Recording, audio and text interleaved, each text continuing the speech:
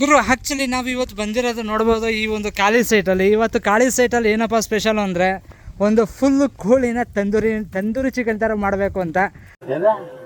So Sunday ಮತ್ತು ಸ್ಯಾಟರ್ಡೇಗೆ ಯಾವ ಥರ ಮಾಡ್ಬೋದು ಅನ್ನೋದನ್ನು ನಾನು ತೋರಿಸ್ತೇನೆ ನೋಡಿ. ಈ ಥರ ಇದೆ, ಏನೂ ಇಲ್ಲ ನಮ್ಮ ಹತ್ರ ಇವಾಗ ಸದ್ಯಕ್ಕೆ. ಏನು ಅರ್ಥವೇ ಆಗ್ತಿಲ್ವೇ ಈ ಕೇಸು.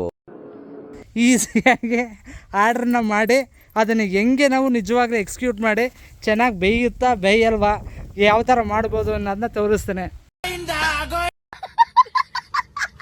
ಗುರು. ಆ್ಯಕ್ಚುಲಿ ಈ ಒಂದು ಜುಗಾಡ್ ಕೆಲಸನ ಮಾಡ್ತಾ ಇದ್ದೀವಿ ಕೋಳಿ ಬೇಯಿಸೋದಕ್ಕೆ. ರಾಡಲ್ಲಿ ಸಿಕ್ಸಿ ಮಾಡೋಣ ಅಂದ್ಕೊಂಡ್ವಿ, ಬಟ್ ಈ ಒಂದು ಐಡಿಯಾ ಸಿಕ್ತು. ಇದು ಸೈಕಲ್ದು ಗಾಲಿ ಬರುತ್ತಲ್ಲ, ಗಾಲಿ, ಅದನ್ನು ಇದ್ರ ಮೇಲೆ ಇಟ್ಟು ಇವಾಗ ಗ್ರಿಲ್ನ ಮಾಡ್ತಾ ಇರೋದು. ನೋಡೋಣ ಹೇಗೆ ಬರುತ್ತೆ ಅಂತ. ನಮ್ಮ ಬ್ರದರ್ ತೊಳಿತವ್ರೆ. ಕೆಂಡ ರೆಡಿಯಾಗಿದೆ. ನಾನು ಅಲ್ಲಿ ಹೋಗಿ ಚಿಕನ್ ಥರ ಅಷ್ಟರಲ್ಲಿ ರೆಡಿ ಮಾಡಿದ್ರು. ಕೆಂಡ ಎಲ್ಲ ನೋಡಿ ಎಷ್ಟು ಸಾಕಾದಾಗಿ ಕೆಂಡ ಆಗಿದೆ. ಫುಲ್ಲು ಕೆಂಡ ಇರಬೇಕು. ಈ ಕೆಂಡದ ಮೇಲೆ ಇಟ್ಬಿಡ್ತಾರೆ ಈಗ ಜಸ್ಟು. ಓಕೆ, ಅಷ್ಟೇ ಇದಿದೆ. ಇದು ಸ್ವಲ್ಪ ಬಿಸಿ ಆಗಲಿ. ಬಿಸಿ ಆಗೋ ತನಕ ನಾವು ಚಿಕನ್ನ ರೆಡಿ ಮಾಡ್ಕೊಬಿಡೋಣ. ಗುರು ಈಗ ನೀಟಾಗಿ ಒಂದು ಫುಲ್ಲು ಕೋಳಿನ ತೊಗೊಂಡಿದ್ದೇವೆ. ಇದು ಕ್ಲೀನಾಗಿ ತೊಳೆದಿದ್ದೇವೆ ನೋಡ್ಬೋದು. ಮತ್ತು ಗ್ರಿಲ್ ಮಾಡೋದಕ್ಕೆ ಇಲ್ಲಿ ಕಟ್ ಮಾಡಿಸ್ಕೊಂಡಿದ್ದೇವೆ. ಕಟ್ಟಾಗಿದೆ, ಇಲ್ಲಿ ಫುಲ್ಲು ಕಟ್ಟಾಗಿದೆ. ಇದು ಗ್ರಿಲ್ಲು. ಜಸ್ಟ್ ಇದಕ್ಕೆ ಯಾವ ಥರ ಖಾರ ಮಸಾಲೆ ಹಾಕಿ ಬೇಯಿಸೋದು ಅನ್ನೋದನ್ನ ತೋರಿಸ್ತೇನೆ.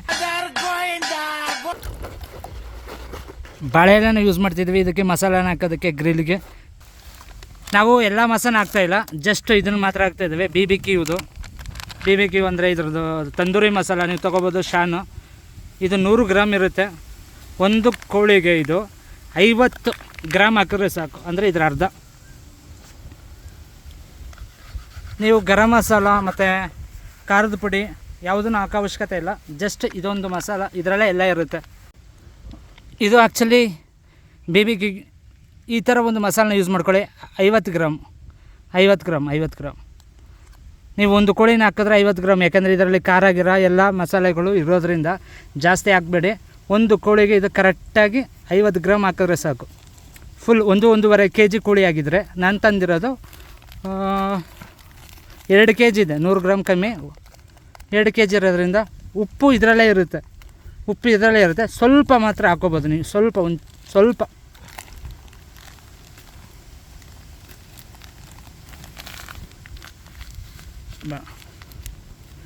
ಸಾಕು. ಇಷ್ಟಿದೆಯಲ್ಲ ಅಷ್ಟು ಸಾಕು ಉಪ್ಪು. ಯಾಕಂದರೆ ಉಪ್ಪು ಜಾಸ್ತಿ ಇದ್ದರೆ ನಾವು ಚಿಕನ್ನ ತಿನ್ನೋಕ್ಕಾಗಲ್ಲ.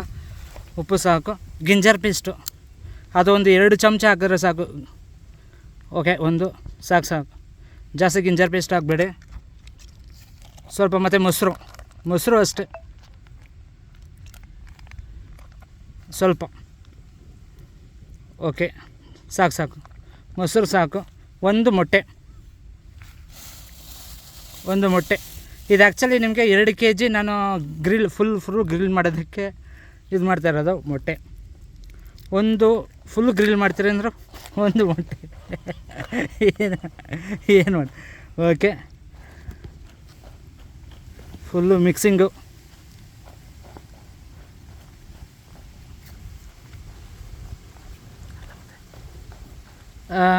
ಇದು ಸ್ವಲ್ಪ ಹಾಕಿ. ಯಾವುದು ಖಾರದ ಪುಡಿ, ಖಾರದ ಪುಡಿ, ಸ್ವಲ್ಪ ಖಾರದ ಪುಡಿ ಇದನ್ನು. ಮತ್ತು ಲೆಮನ್ ಕಟ್ ಮಾಡ್ಕೊಂಡು ಖಾರದ ಪುಡಿ ಸ್ವಲ್ಪ ತೊಗೊಂಬಂದಿದ್ದೀನಿ. ಖಾರದ ಪುಡಿ ಯಾಕಂದ್ರೆ ನಮಗೆ ಸ್ವಲ್ಪ ಖಾರ ಬೇಕು ಅಂದ್ಬಿಟ್ಟು ಸ್ವಲ್ಪ ಖಾರದ ಪುಡಿ ಹಾಕಿದ್ದೀವಿ. ಸ್ವಲ್ಪ ಸಾಕು. ಖಾರದ ಪುಡಿ ಖಾರದ ಪುಡಿ 10 ರೂಪಾಯಿ ಪ್ಯಾಕೆಟು. ಸಾಕು. ಓಕೆ, ಗಮ್ಮನ್ಬೇಕು ಗುರು. ಇವಾಗ ಒಳ್ಳೆ ಸ್ಮೆಲ್ ಬರ್ತೈತೆ ಗುರು. ಸಾಕು. ಏನು ಬೇಕಂದ್ರೆ ಆಗ್ಬೋದು. ಇದನ್ನು ನೀಟಾಗಿ ಮಾಡಿ ಇದನ್ನು ಅರ್ಧ ಗಂಟೆ ಇಡಬೇಕು. ನಮಗೆ ಟೈಮ್ ಇಲ್ಲ, ಸೊ ಅದಕ್ಕೆ ನಾವು ಡೈರೆಕ್ಟ್ ಪೇಸ್ಟ್ ಮಾಡಿಬಿಟ್ಟು ಎತ್ತಿ ಬೇಯಿಸ್ತೀವಿ. ಓಕೆ, ಕ್ಲೀನಾಗಿ ಇನ್ನೊಂದು ಸ್ವಲ್ಪ ಒಂದು ಲೆಮನ್ ಹಾಕ್ಕೋಬೇಕು. ಇದನ್ನು ನೀಟಾಗಿ ಪೇಸ್ಟ್ ಮಾಡ್ಕೊಳ್ಳಿ. ಒಂದು ಲೆಮನ್ ಹಾಕ್ತಿದ್ವಿ ಗುರು. ಆ್ಯಕ್ಚುಲಿ ಒಂದು ಲೆಮನ್ ಹಾಕಿದ್ರೆ ಸಾಕು. ಇದು ಸ್ವಲ್ಪ ನಿಮಗೆ ಹುಳಿ ಟೇಸ್ಟ್ನ ಕೊಡುತ್ತೆ. ಗ್ರೇವಿ ಥರ ಒಳ್ಳೆ ಸ್ಮೋಕ್ ಎಫೆಕ್ಟ್ನ ಕೊಡೋದಕ್ಕೆ ಲೆಮನ್ನ ಯೂಸ್ ಮಾಡ್ತಾ ಇರೋದು. ಒಂದು ಲೆಮನ್ನ ಯೂಸ್ ಮಾಡ್ತಾಯಿದ್ದೀವಿ. ಮಾಡ್ತಾಯಿದ್ದೀವಿ ಅಂದರೆ ನೀಟಾಗಿ ಮಾಡಬೇಕು, ಇಲ್ಲಾಂದರೆ ಯಾರೂ ತಿಂದಂಗೆ ಆಗಿಬಿಡುತ್ತೆ ಅಲ್ಲ ಬರ್ದೆ. ಓಕೆ, ಸೊ ಲೆಮನ್ ಹಾಕ್ತಾಯಿದ್ದೀವಿ. ಒಂದು ಲೆಮನ್. ಈಗ ಕರೆಕ್ಟಾಗಿ ಇಲ್ಲಿ ಏನೇನು ಹಾಕಿದ್ದೀವಿ ಅಂದರೆ 50 ಗ್ರಾಮು BBQ ಚಿಕನ್ ತಂದೂರಿ ಮಸಾಲೆ. ಇದು ಎವರೆಸ್ಟಲ್ಲಿ ಸಿಗುತ್ತೆ, ಶಾನಲ್ಲೂ ಸಿಗುತ್ತೆ. ಯಾವುದು ಬೇಕಾದ್ರೂ ತೊಗೋಬೋದು ನೀವು. ಮತ್ತು ಶುಂಠಿ ಗಿಂಜರ್ ಪೇಸ್ಟ್ ಬಂದು 1-2 ಟೇಬಲ್ ಸ್ಪೂನ್ ಹಾಕ್ಕೊಂಡಿದ್ದೀವಿ. ಉಪ್ಪು ಸ್ವಲ್ಪ ಯಾಕಂದರೆ ಆಲ್ರೆಡಿ ನೀವು ತೊಗೊಂಡಿರ್ತಾರಲ್ಲ ಆ ಒಂದು ಚಿಕನ್ ತಂದೂರಿ ಮಸಾಲದಲ್ಲಿ ಇರುತ್ತೆ. ಆಮೇಲೆ ಮೊಸರು, ಆಮೇಲೆ ಲೆಮನ್, ಕರ್ದು ಬಿಡಿ, ಇಷ್ಟೇ ಹಾಕಿರೋದು. ಸೊ ಇದನ್ನು ಇವಾಗ ಫುಲ್ಲು ಕೋಸ್ಟ್ಗೆ ಟೇಸ್ಟ್ ಮಾಡಿದ್ರೆ ಓಕೆನಾ? ಟೇಸ್ಟ್ ಆಗಿದೆ, ನಾನು ಕೂಡ ಟೇಸ್ಟ್ ಮಾಡಿದ್ದೀನಿ.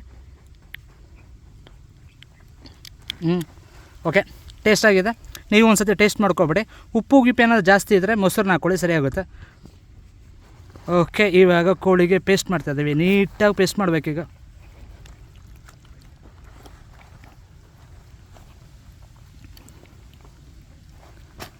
ನೀವು ಕಟ್ ಮಾಡಿಸ್ಬೇಕಾದ್ರೆ ಈ ಥರ ಗ್ರಿಲ್ಗೆ ಅಂದರೆ ನೀಟಾಗಿ ಕಟ್ ಮಾಡ್ತಾರೆ ಅವರು.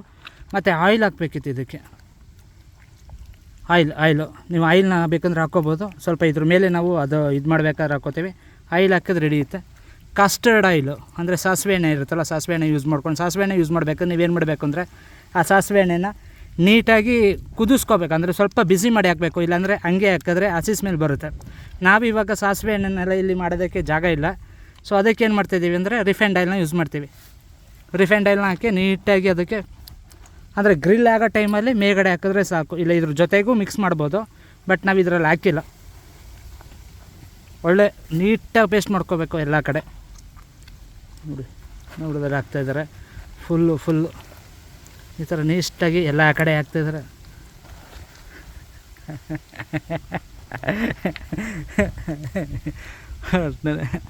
ಏನೇ ಆಗಲಿ, ನೀವು ವೀಕೆಂಡಲ್ಲಿ ಈ ಥರ ಏನಾದರೂ ಮಾಡ್ತೀನಿ ಅಂದರೆ ಪ್ಲ್ಯಾನ್ ಮಾಡ್ಕೊಳ್ಳಿ. ಇದು ಎಷ್ಟಾಗಿದೆ ಖರ್ಚು ಅಂತ ಲಾಸ್ಟಲ್ಲಿ ಹೇಳ್ತೀನಿ. ತುಂಬ ಕಡಿಮೆ ಖರ್ಚಲ್ಲಿ ಫುಲ್ಲು ತಂದೂರಿನ ಗ್ರಿಲ್ನ ಮಾಡ್ಬೋದು, ಆರಾಮ್ಸೆ ಮಾಡ್ಬೋದು. ಬಟ್ ನಿಮಗೆ ಜಾಸ್ತಿ ಉರಿ ಇರಬೇಕು. ಅದೇ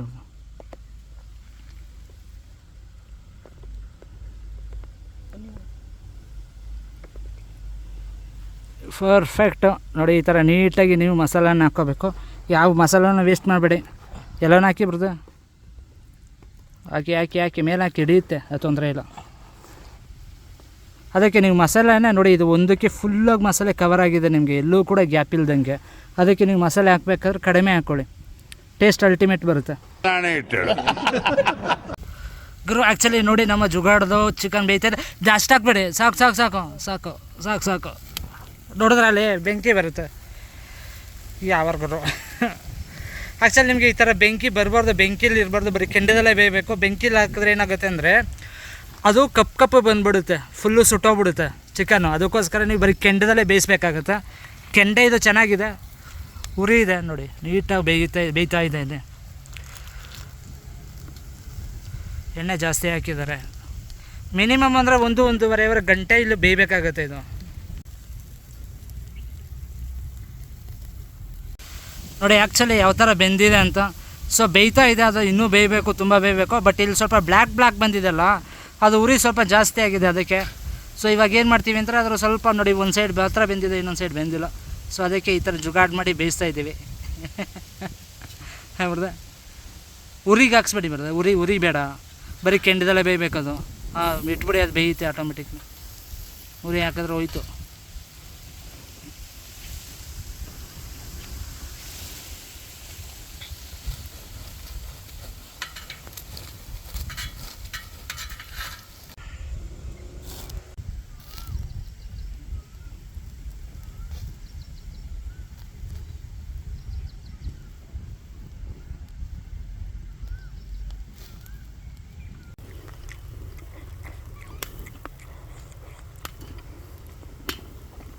ಗುರು, ನಾವು ಮಾಡಿದ ಜುಗಾಡ್ ಕೆಲಸ ಫುಲ್ಲು ಸಕ್ಸಸ್ ಆಗಿದೆ, ಜ್ಯೂಸಿ ಆಗಿದೆ, ಮಾತ್ರ ಸಕ್ಕತ್ತು ಟೇಸ್ಟು. ನೋಡಿ ಅಲ್ಲಿ ನೋಡಿ, ಇಲ್ಲಿ ನೋಡಿ ಏನು ಸಕ್ಕತ್ತ ಜ್ಯೂಸಿ ಆಗಿದೆ ಅಂದರೆ. ಆ್ಯಕ್ಚುಲಿ ನಾವು ಹಾಕಿರೋ BBQ ಮಸಾಲ, ನೀವು ಅದನ್ನೇ ಯೂಸ್ ಮಾಡಿ.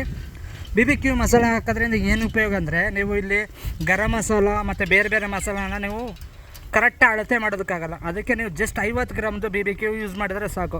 ಮತ್ತು ನಾವು ಹೇಳಿದ್ದನ್ನು ಕರೆಕ್ಟಾಗಿ ಫಾಲೋ ಮಾಡಿ ನೋಡಿ, ಟೇಸ್ಟ್ ಮಾತ್ರ ಅಲ್ಟಿಮೇಟ್ ಬರುತ್ತೆ. ಬೇಯಿಸೋದನ್ನ ನಿಮ್ಮದು ಸ್ವಲ್ಪ ಇಲ್ಲಿ ಕಪ್ಪು ಬಂದಿದ್ದಾರೆ, ಇದು ಸ್ವಲ್ಪ ಕಪ್ಪು. ನಿಮ್ಗೆ ಈ ಥರ ಕಪ್ಪು ಏನು ಬೇಡ ಅಂದರೆ ಇದು ಎಣ್ಣೆ ಹಾಕಿದಾಗ ಬೇಗ ಫೈಲ್ ಆಗುತ್ತೆ, ಬೇಗ ಬೆಂದೋಗ್ಬಿಡುತ್ತೆ, ಬಾಯ್ಲಾಗುತ್ತೆ. ಸೊ ಎಣ್ಣೆನ ನೀವು ನಿಧಾನಕ್ಕೆ ಸವರಬೇಕು, ಕಪ್ಪಾಗಬಾರ್ದು ಅಂದರೆ. ಇನ್ನು ಮಿಕ್ಕಿದೆಲ್ಲ ಅಲ್ಟಿಮೇಟು. ನೋಡಿ ಹೆಂಗೆ ಬೆಂದಿದೆ ಅಂತ.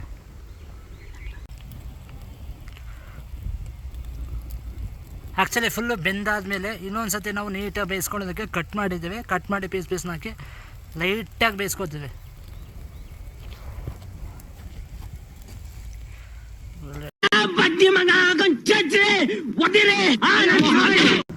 ಇವರು ಫೈನಲಾಗಿ ಈ ಥರ ರೋಸ್ಟ್ ಆಗಿದೆ. ಒಂದು ದಿನ ಅರ್ಧ ಮಾಡಿ ಮಾಡಿದ್ವಿ, ಯಾಕಂದರೆ ಬೇಯಿಸೋ ಸ್ವಲ್ಪ ಲೇಟ್ ಆಗುತ್ತೆ ಅಂದ್ಬಿಟ್ಟು ಬೇಗ ಪಟ ಅಂತ ಮಾಡಿದ್ವಿ. ಬಟ್ ಅಲ್ಟಿಮೇಟಾಗಿ ಬೆಂದಿದೆ.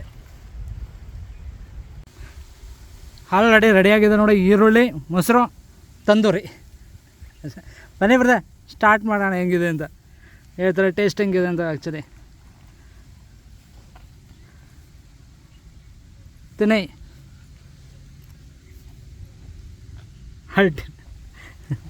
ನಾನೊಂದು ಪೀಸ್ ತಿಂದು ಹೇಳ್ತೀನಿ ಇರೋರು ನೋಡಿ. ಇದು ಆ್ಯಕ್ಚುಲಿ ಪೀಸ್ ನೋಡಿ, ನಿಮಗೆ ಪೀಸ್ ಹೆಂಗಿದೆ ಅಂತ ನೋಡ್ಬೋದು. ಆರಾಮಾಗಿ ಫುಲ್ಲು ಕ್ಲೀನಾಗಿ ಬೆಂದಿದೆ ಗುರು, ಜ್ಯೂಸಿಯಾಗಿ ಬೆಂದಿದೆ.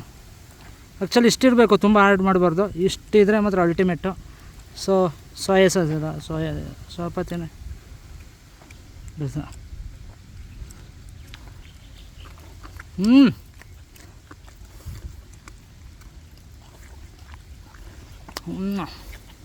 ಆ ಚಿಕನ್ ಜೊತೆಗೆ, ಆ ಚಿಕನ್ ತಂದೂರಿ ಜೊತೆಗೆ ಮೊಸರನ್ನ ಮಿಕ್ಸ್ ಮಾಡಿಕೊಂಡು ಬರ್ಬೋದಾ, ಜೊತೆ ಈರುಳ್ಳಿ, ಅಲ್ಟಿಮೇಟು. ವಾಬಾ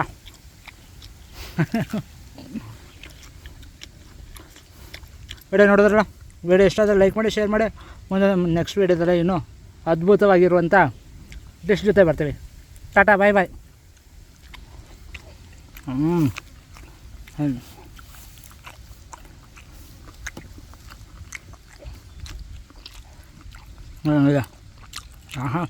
ಸ್ವಲ್ಪ ಇದಾಯಿತು, ಬಟ್ ಒಳಗಡೆ ಮಾತ್ರ ಜ್ಯೂಸಿ ಆಗಿದೆ ಗುರು, ಅಲ್ಟಿಮೇಟು.